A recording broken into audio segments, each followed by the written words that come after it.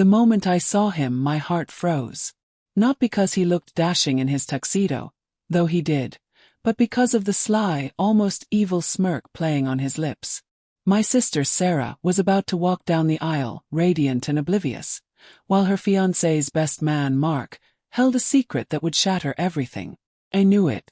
Call it a gut feeling, a twin's intuition, or maybe just knowing Mark too well. He walked past me, a phantom of arrogance, and I could almost hear the quiet jingle of the wedding rings in his pocket. Almost. That was the problem. There was no jingle. My eyes narrowed. Had he done it? Had he really gone through with his plan? The air grew thick with unspoken tension, a silent scream building in my chest. Oda Brown.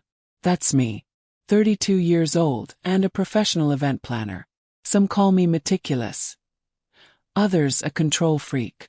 But when it comes to my loved ones, especially my little sister, I leave nothing to chance. My life has been a series of carefully laid plans, each one designed to prevent chaos, heartbreak, and unexpected disasters. Sarah, my beautiful naive sister, was about to marry David, a man I genuinely liked. He was kind, dependable, and truly adored her. What he didn't know was that his best friend, Mark, harbored a poisonous jealousy that ran deeper than anyone imagined. Mark had always been a rival, a shadow lurking in David's life, and now he was about to steal Sarah's happiness. I had witnessed Mark's manipulative tendencies for years. The way he'd subtly undermine David, the snide comments disguised as jokes. He hated seeing David happy, and Sarah's impending marriage was, in his twisted mind, the ultimate betrayal. He'd made a veiled threat to me weeks ago, something about making sure David knew what true loss felt like. I dismissed it then, but now his smirk screamed volumes. The church doors opened, and a hush fell over the guests. Sarah, looking like an angel in white, took her first step down the aisle. My eyes darted back to Mark, standing proudly beside David. He patted his pocket, a theatrical gesture meant to reassure, but I saw the quick, almost imperceptible shake of his head. My stomach dropped. The rings were gone. A cold dread washed over me. He'd done it. He'd taken the rings. The entire wedding, the months of planning, the dreams in Sarah's eyes, all about to be ruined by one man's bitter vendetta. But Mark didn't know me. He didn't know the lengths I'd go to protect my sister, or the backup plan I'd meticulously crafted, just for a moment like this. If you've ever felt the crushing weight of betrayal, or the fierce need to protect someone you love, then you know this feeling. What would you do if you were me? Would you let him win? Or would you fight back with everything you had? Stay with me because what happens next will shock you. Don't miss a single moment of this story. Subscribe right now so you don't miss out on what happens next. And tell me, where are you watching from? Drop a comment below and let me know. Good things will happen to you and your family if you do. I promise you, by the end of this you'll gasp, cry, and cheer. But first, the moment of truth approached.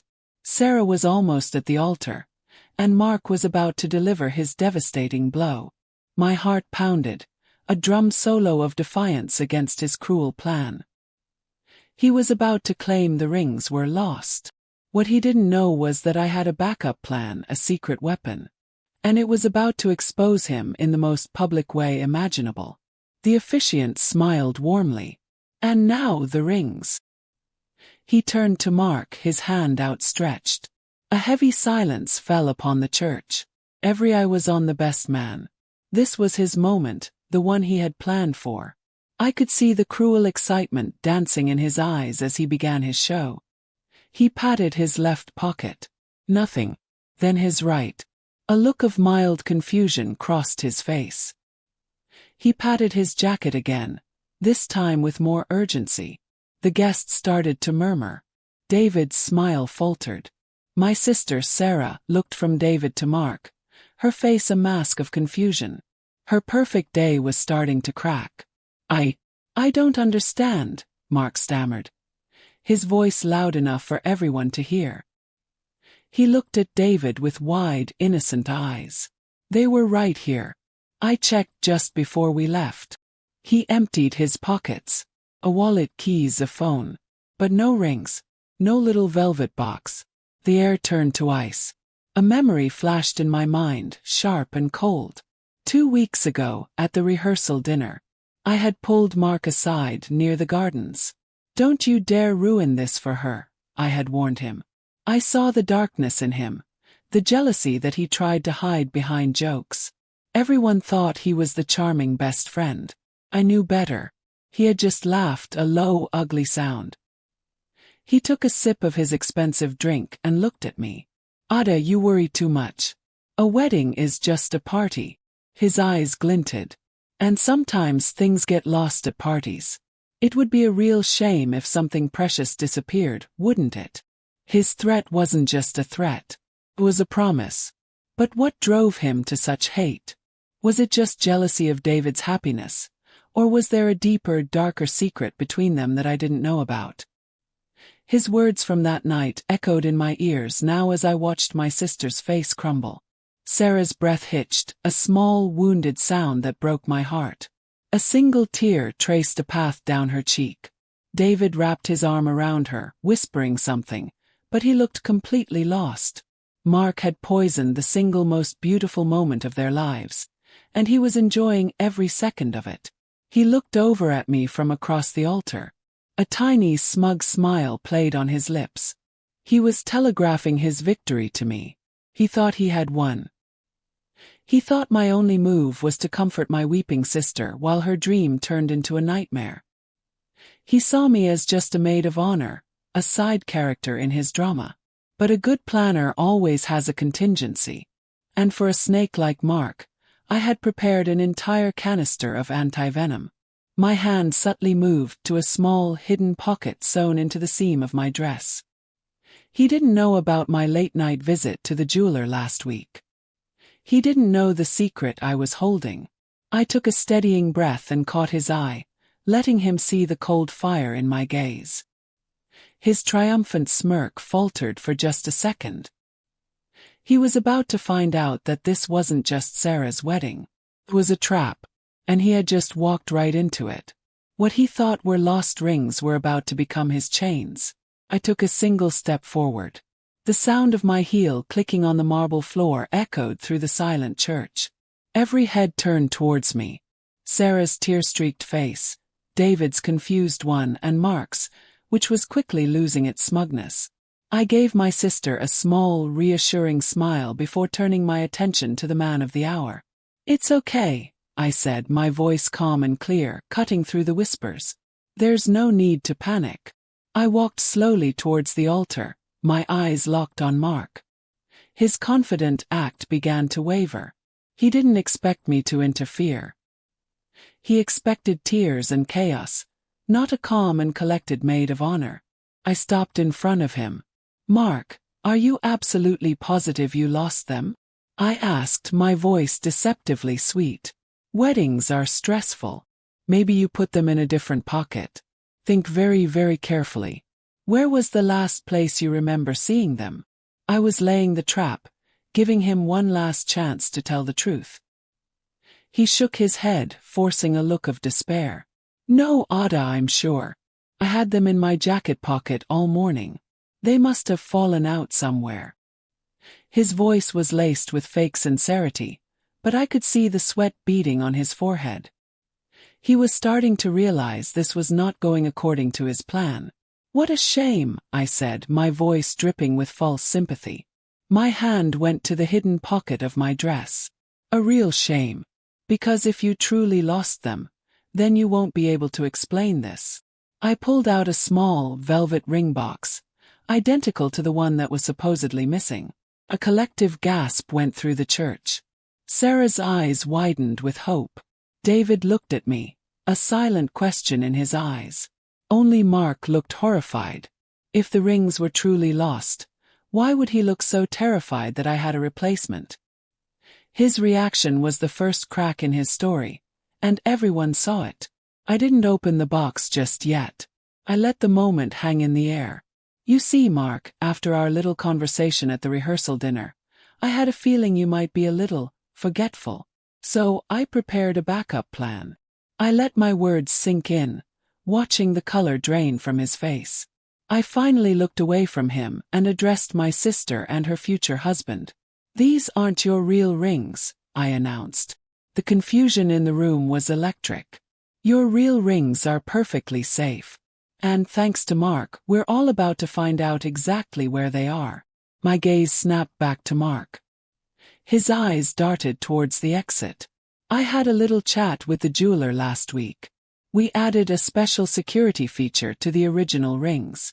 A tiny GPS tracker, no bigger than a grain of sand, embedded inside the gold. This was the secret he never saw coming." I pulled my phone from my clutch, my fingers already tapping on an app. "So Mark," I said, holding up the screen so he could see the map loading. "Before we use these backup rings, why don't you tell everyone where my sister's rings really are? Or would you prefer my phone tells them for you?" The world seemed to stop. Every person in the church held their breath, their eyes darting between my phone and Mark's terrified face. He was a trapped animal, desperately searching for an escape. He tried his last resort, deflection. He let out a sharp, ugly laugh that echoed in the silent hall. "GPS trackers," he scoffed, turning to David with pleading eyes. "David, come on, man. She's lost her mind. This is insane. She's making this all up to get attention." He pointed a shaking finger at me. "She's trying to ruin your wedding day. She has always been jealous of your happiness." For a heart-stopping second, David looked torn. He looked from me, his future sister-in-law, to the man who had been his best friend since childhood. But Sarah, my sister, knew me better. I saw the trust in her eyes as she looked at me, and then she turned that gaze, cold as ice, onto Mark. I didn't need to defend myself. The truth was on my side, pulsing on a tiny screen in my hand. "There's no game, Mark," I said calmly. I showed the phone to Father Michael, who peered at the screen, his eyebrows shooting up. Then I turned the phone so David could see. He stared at the map. He saw the church marked with a blue dot for our location. And he saw the other dot, a pulsing red one, just a few hundred feet away in the church parking lot. It was precise. It was undeniable. It was the proof that would burn Mark's world to the ground.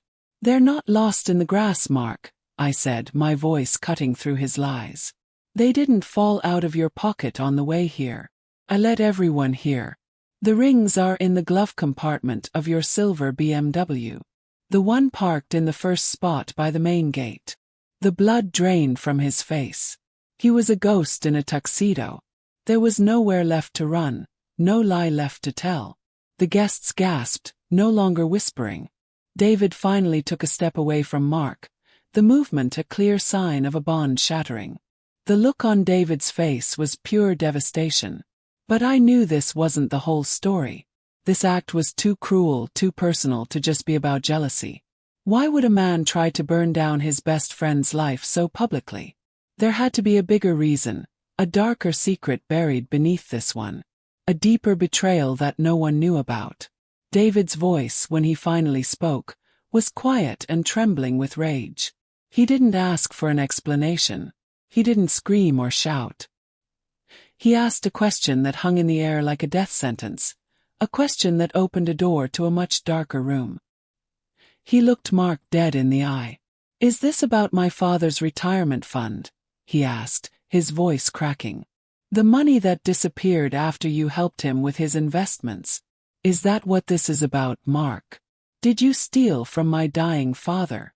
If the church was silent before, it was a tomb now.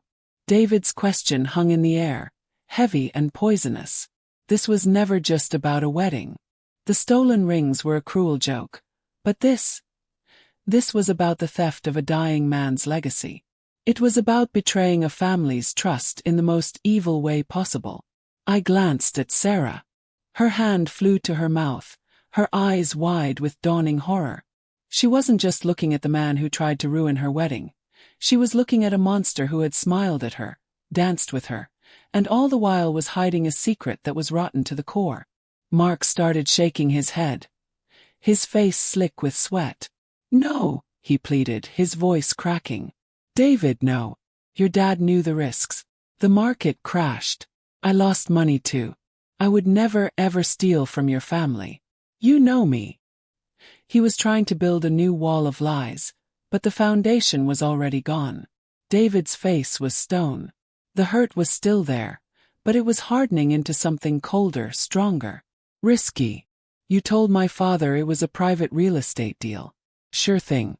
He was sick, Mark. He wanted to make sure my mom would be okay after he was gone. He trusted you with everything he had. The pain in David's voice was sharp enough to cut glass. You were like a brother to me. You stood by my side when he passed away. You cried with me. Was that all a lie too? Were you crying because you felt guilty, or because you were happy you got away with it? And then it all clicked into place for me. The elaborate plan to steal the rings wasn't just petty revenge. It was a diversion. Mark knew David was getting suspicious. He created this huge, messy public drama to make everyone think he was just a jealous friend, to distract from the far greater crime he had committed. Mark's eyes darted around the church, seeing the shocked and disgusted faces of people who had known him for years. He looked at me, and the hatred in his eyes was terrifying. He blamed me. I had pulled the one loose thread that was now unraveling his entire life. He was exposed and he was panicking. I found the paperwork, Mark, David continued, his voice low and dangerous. Last month I started digging. I found the company you told him to invest in. It doesn't exist. It was a shell corporation that led to an offshore account. An account with your name on it. It was over.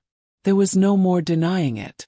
A woman in the third pew raised her phone, the little red light of the camera glowing like a judgmental eye.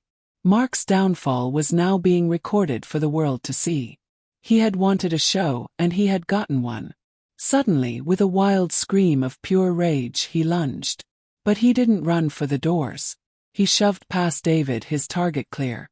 He lunged towards my sister. He grabbed Sarah by the arm, pulling her in front of him. You did this, he shrieked, his eyes crazed. You're not getting away with this. Screams erupted through the church.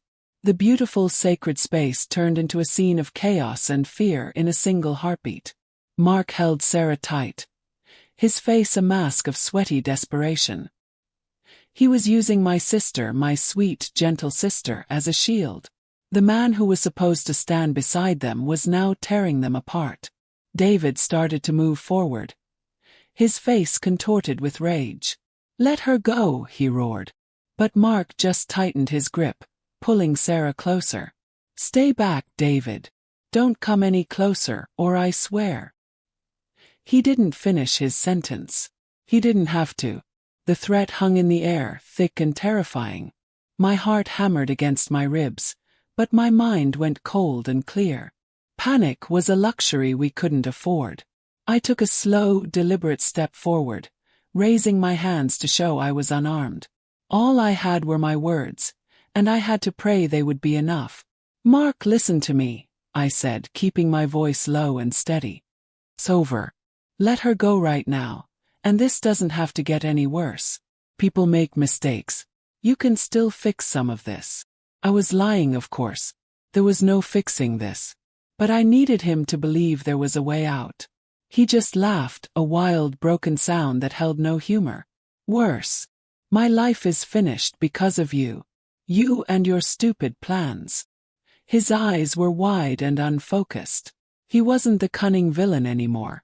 He was just a desperate man who had lost everything, and that made him 10 times more dangerous. I watched my sister. I could see the terror in her eyes, but I also saw something new ignite in their depths. A spark of fury. The woman who dreamed of flower arrangements and fairy tale endings was gone. In her place was a woman whose future had just been ripped away, and she was not going to let it happen without a fight. I had to keep his focus on me. This isn't my fault, Mark, I said, taking another tiny step. This started the day you looked a dying man in the eye and stole his life savings. You chose this path. Not me. Not David. You. His head snapped towards me, his hatred a physical force. He was so focused on me. He didn't see Sarah's subtle shift.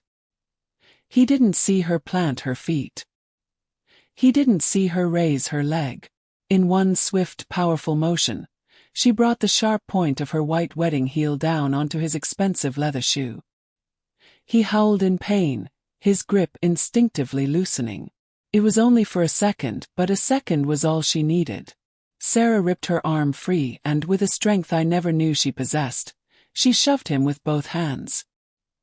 He stumbled backward, his arms flailing, completely caught off guard by the bride who was supposed to be his victim.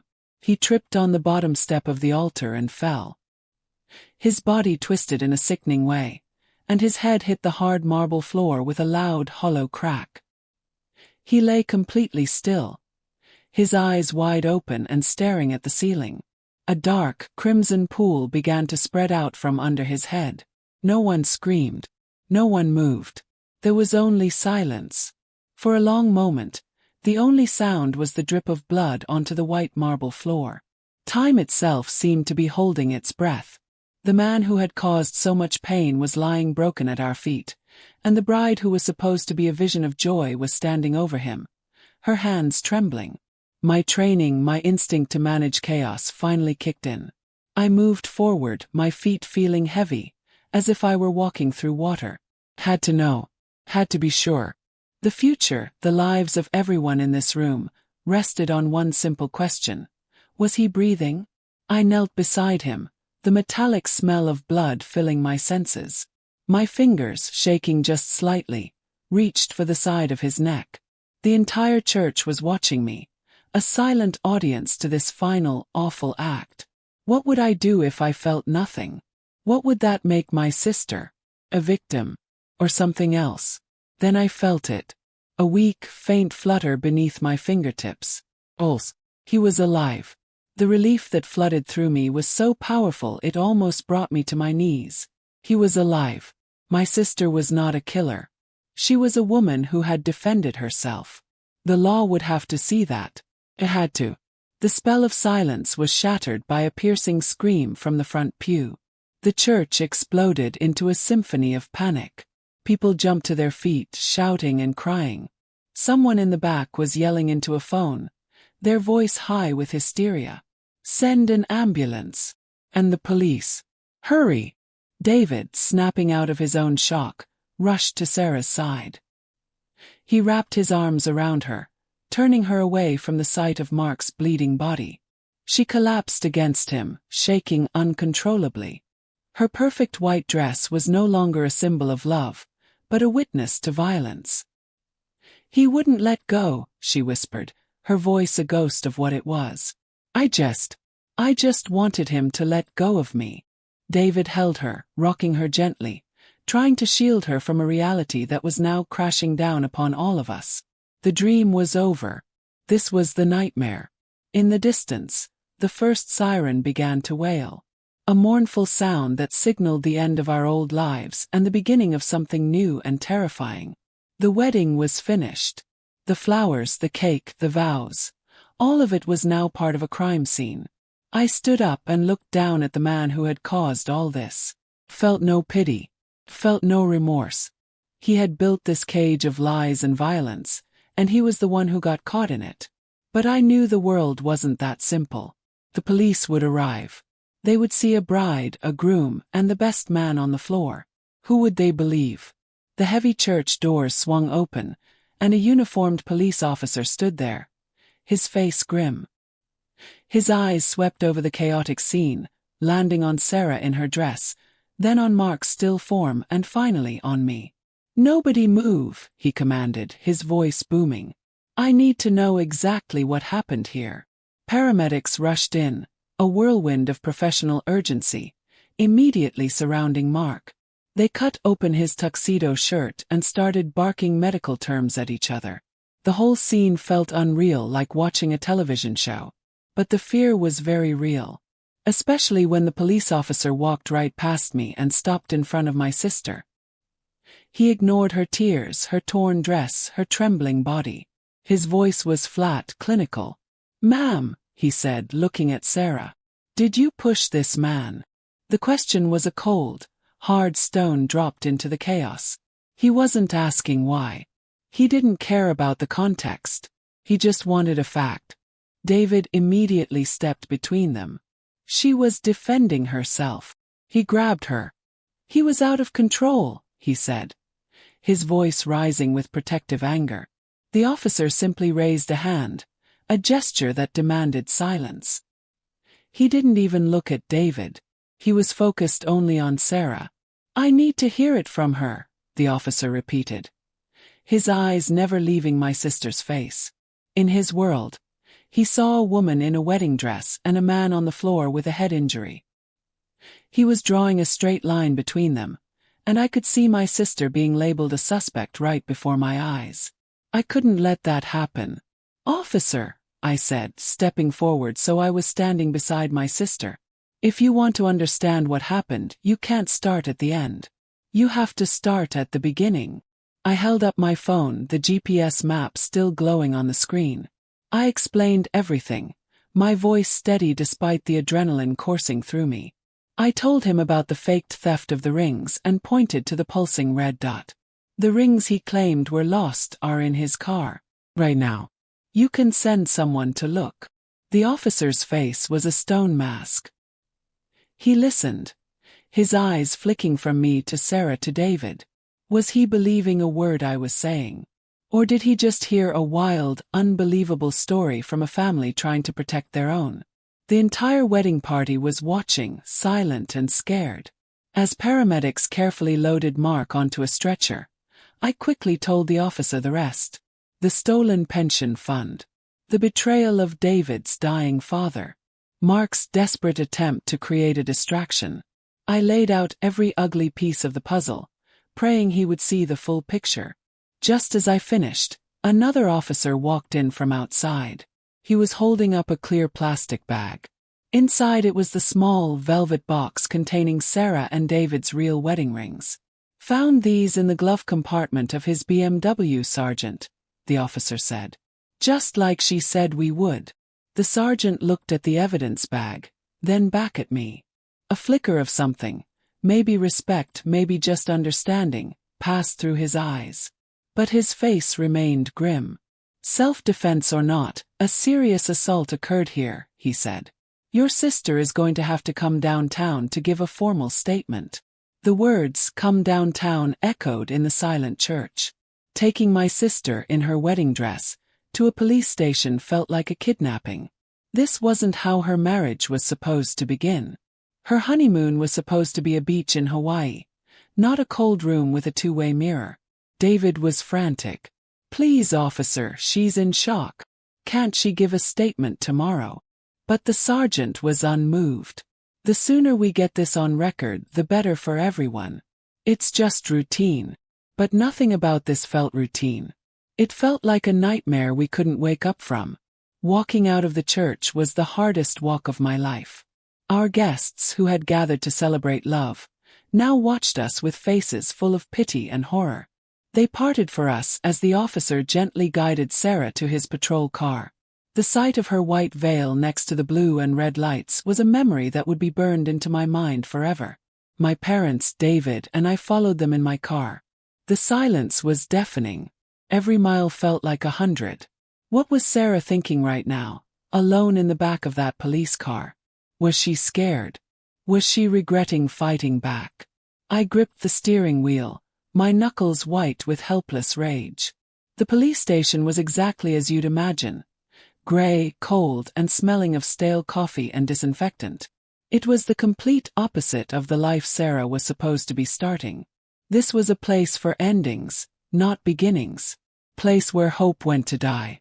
Inside, the nightmare continued. They led Sarah through a secure door and down a long, sterile hallway. "You can wait here," an officer told us, gesturing to a row of uncomfortable plastic chairs. The finality of that closed door was like a punch to the gut. She was alone. The minutes turned into an hour, then 2. Every tick of the clock on the wall was like a form of torture. I called the best lawyer I could find, my voice a frantic whisper. We were completely in the dark. Were they accusing her? Was she being charged with a crime? Finally, the sergeant from the church came out to meet us. His face was tired and gave nothing away. "We've been speaking with your sister," he said. His voice was low. "We also just got an update from the hospital on Mr. Henderson's condition." My blood ran cold. Mark's condition was everything. It was the line between a case of self-defense and a charge of aggravated assault, or even worse. If he didn't wake up, I couldn't even let myself think it. I just held my breath, waiting for the news that would define my sister's future. The sergeant looked at my parents, then at David and me. "He has a severe concussion and a skull fracture. The doctors have him in a medically induced coma." He paused. "And your sister? She just told us everything. She confessed to pushing him." Confessed. The word hung in the stale air of the police station. My mind instantly went to a dark place. I imagined Sarah, scared and alone, being tricked into saying the wrong thing, accidentally taking the blame for everything. David's face went pale, and my mother let out a small, wounded cry. But the sergeant held up a hand. "Let me be clear," he said, his voice softening for the first time. "She confessed to the truth. She told us, detail for detail, how he threatened her, how he grabbed her, and how she pushed him to get away. She didn't cry or make excuses. She just stated the facts." In that moment, I was prouder of my sister than I had ever been. Her honesty was her greatest weapon. It was her truth against his mountain of lies. And it turned out, her truth had a witness. The sergeant's radio had crackled just moments before. His officers had reviewed a video. "The guest who was filming in the third row," he said. "She caught the whole thing. The video clearly shows Mr. Henderson grabbing your sister. It shows her acting in self-defense. It was the final, perfect piece of evidence. The backup plan I never even thought to create. A random guest with a cell phone sealed Mark's fate." Sarah was released a few minutes later. When she walked out of that long hallway, she looked exhausted, but she was not broken. David rushed to her, wrapping her in his arms. Her wedding dress was wrinkled and stained, but she had never looked stronger. She was a survivor. Months have passed since that day. Mark woke up from his coma to a world that had no place for him. He is now facing a long list of charges, from assault to grand theft and fraud. His attempt to ruin one day of David's life ended up costing him his entire future. That was the real poetic justice. The authorities were able to trace and freeze the accounts where Mark had hidden the money he stole from David's father. It will be a long legal battle to get it all back, but for the first time in years, David's mother has hope. The truth gave them a path to healing. Sarah and David never got their big church wedding. Instead, 2 months ago, they went to the city courthouse with just my parents and me. They exchanged the rings, the real ones, in a small, quiet room. There were no flowers or crowds, but their vows were the most powerful I have ever heard. My backup plan started everything, but it was Sarah's strength that finished it. He tried to break her, but he only showed her how strong she could be. The rings he stole were meant to be a symbol of loss, but now, they are a symbol of a love that survived the fire and came out stronger than ever. Thank you for watching this story to the end. If you believe in the power of truth and justice, please hit the like button and share this video with someone who needs to see that strength can be found in the darkest of moments. And don't forget to subscribe for more stories that will make you cheer for the underdog.